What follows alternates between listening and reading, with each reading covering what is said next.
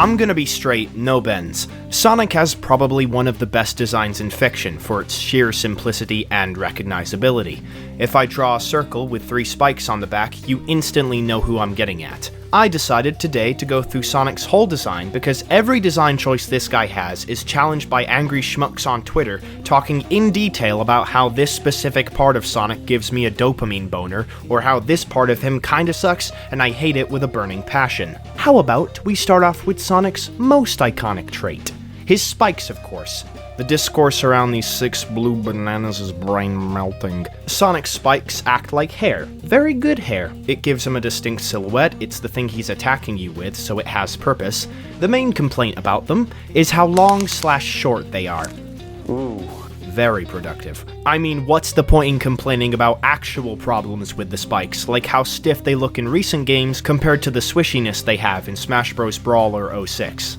Obviously the long spikes are better because it's just cooler on modern Sonic. It's a homage to Dragon Ball too, where the Saiyans get longer hair sometimes when they go super. The best spikes to me are the adventure ones, with how they droop down, emphasizing his baldness. A small thing I've noticed about the spikes is that in some classic Sonic artworks, the back spikes connect to the head spikes.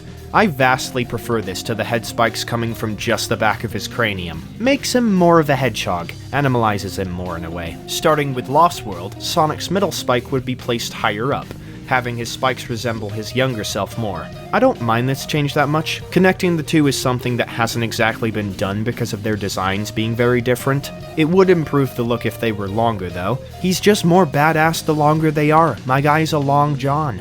How would we be able to see his spikes if we didn't have eyes? Sonic's eyes are another point of contention, but not as much. The current design of Sonic's iris and pupil are very simplistic. That's not a bad thing necessarily. What irritates me slightly is the shine being off-center, unlike how it is in Heroes being at the top of the pupil. The thing people focus on the most is if his eyes curve into his muzzle.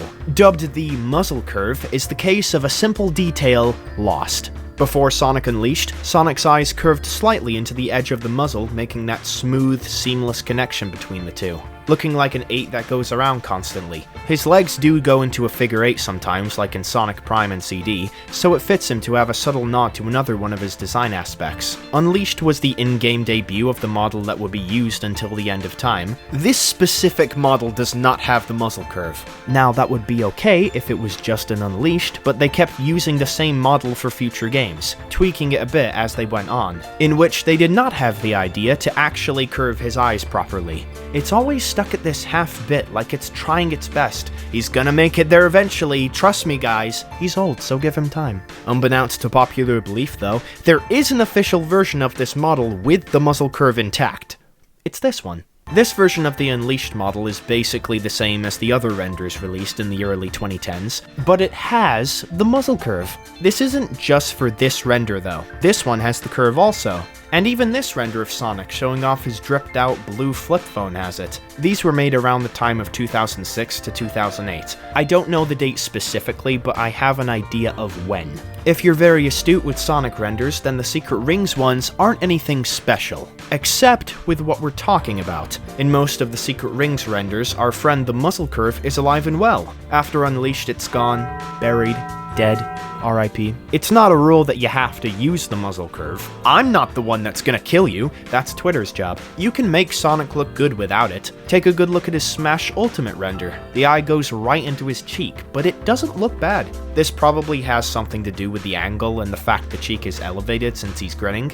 This one's gonna let the horde loose. The specific type of blue Sonic is. People get mad at this because they have ADHD or something. This sounds like the biggest nitpick of all time, and it somewhat is. The blue on Sonic in recent isn't too dark, and it's not too light either. Modern Sonic did start off with a dark blue to show how he had aged from his younger self. That's kinda how aging works. Sonic Team would experiment sometimes, giving classic Sonic a lighter blue to contrast modern Sonic's darker blue, even though he wasn't light blue to begin with. Until we get to Forces. Forces is the magnum opus of bad decisions. One of those ideas, I have no idea why they did this, is make modern Sonic this light blue for some reason. That by itself isn't terrible, it looks unappealing at worst, but then they decide to add in the other Sonic with light blue fur, which makes the problem worse. I have no clue why they went with this lighter blue and short spikes approach. I've heard it's to make Sonic cuter, but that's really dumb. Classic Sonic is the cute one. He's the little guy. Sonic's ears are a weird duo. The Unleashed model has the ears outward instead of inward. Now that is a mega nitpick, but it does help with the roundness of Sonic's face, making it more circular, cause he's the ball man. I've never really liked how pointed they are, especially in the movies where it's more realistic. Adventure 2 has the ears be rounded at the top, which I think is really cute, and should be how all of the ears are. Tails is more major with this because his ears are planet-sized comparatively. This is how you make the characters cuter, not by ruining a core part that added personality. Sonic's shoes are equally as iconic as his spikes. A little color contrast never hurt anyone. The shoes have had as many design changes as Sonic himself. It's changed so much, even the buckle wasn't originally there. They added that later on. Some Sonic media in the 90s had them without the buckle. The cartoons are examples of this. I don't know if I prefer no buckle on Classic, makes modern Sonic look more designed by comparison. Adventure 1 adds in a sole so they look more like shoes and less sock-like. They took on a more sharp look before being drawn rounder. Chowmix famously likes the round ones the most. I'm fond of the round browns too. The soap shoes are more of an actual shoe shape, helps with how detailed they are. Over time, the shoes would be changed to be sharper again. An aspect about the shoes I see people complain about when it comes to recent games is how the shoes have a metal sheen, so they look way more metallic. That's obviously supposed to be a form of leather, it just doesn't look right with the sheen and shape.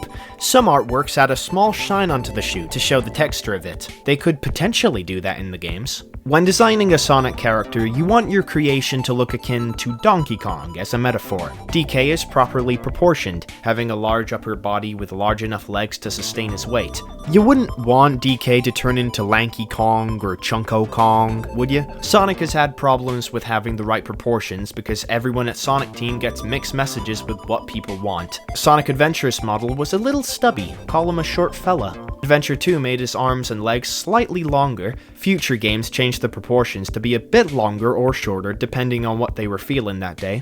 Eventually they reached an apex, where Sonic got to a point of longage where the only way to go was back. Lost World made Sonic not just a little shorter, but as short as he was in Adventure. Then, when they realized people actually liked his longness, they went overboard. Boom isn't entirely a crapshoot. They made the hands and feet of the characters smaller for better animation rigging and expression, a thing that carried over to the movies for a good reason. The massive hands on Sonic, especially with the shorter legs, is silly. He's more of a cheap action figure. Sonic has worn other things in his many designs. Chip's bracelet is one of them that he puts on once and then forgets about afterward. I would have liked to see it in the other games like Colors. I don't know why they didn't do it. Sonic Boom has very questionable character design. Most people complain about the strip tape on everyone. The strip tape would have been alright if it was just on Sonic's arms and legs. They decided to put it on his shoes though, the part where he's already protected. On the contrary, no one seems to talk about the stupid bandana around his neck. It's this ugly brown that doesn't vibe with the rest of the colors. It attracts my eye to it in a bad way. Make it red at least, then it fits. Boom did the same thing with Tails, but the brown is used sparingly, only on his goggles and pouch. Amy is the only one out of the four that uses purple strip tape. And that's one of the reasons why she has the best design in the group. Actual thought was put into her. Mouths, the eateries. Sonic's mouth was originally in the middle of his muzzle during the 2000s. It would move to the left or right on some occasions when the camera was panned to the side for a better expression. Unleashed, a lot of things start with Unleashed here, had the mouth predominantly on the side, switching to face the specific camera angle. Boom and Prime use a combination of the two styles. Both side and middle are incorporated. Both have their advantages. It's weird that the rest of Sonic's friends are inconsistent with this. Sonic has the side mouth, Tails has the middle mouth, Silver has the side mouth, Blaze doesn't, Rouge and Shadow have the side mouth, Cream and Charmy have the middle mouth. Make up your mind, guys! That's the problem. Sonic Team can't make up their minds. With a franchise as big as the one they're leading, everyone is going to have their wants for what the games and designs should or shouldn't be. And that's the lesson Sonic Team hasn't learnt. You're allowed to listen to the fans, but don't let them dictate the franchise you're driving. It's okay to step outside your comfort zone once in a while to see what works. If it doesn't, listen to complaints that people have so you can change it to work better. At the same time, don't stick to something that works for too long without changing it substantially, because then it starts to get outdated. Exemplified with the model the games have been consistently using for a decade and a half. It's okay to dip your toes in the pool, just don't blindly dive in or have a phobia of the water. The former is Rise of Lyric, the latter is Crash Wrath of Cortex.